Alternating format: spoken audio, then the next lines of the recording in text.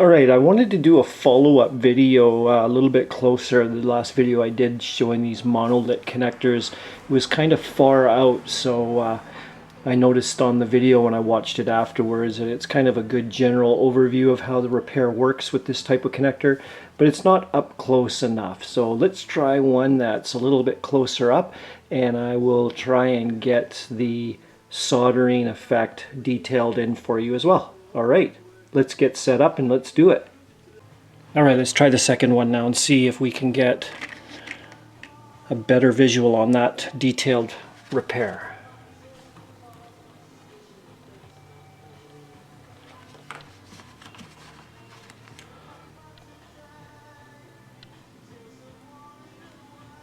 Slip your connector over.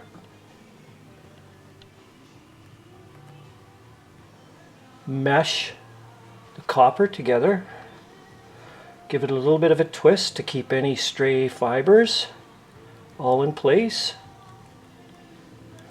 And slide it into the center. That's a perfect position right there.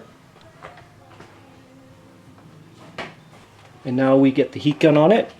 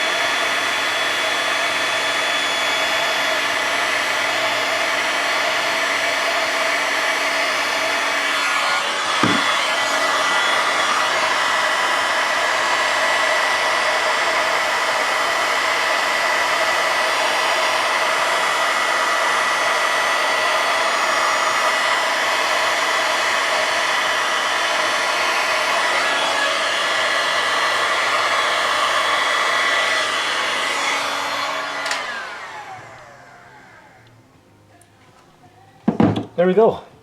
That's soldered in there. That's a nice connection. That's really good. And then if you want, you can add in your shrink tube afterwards, just as a double seal to keep any moisture out. Especially if you're going to be burying it underground, you're going to want to have that protected as much as possible.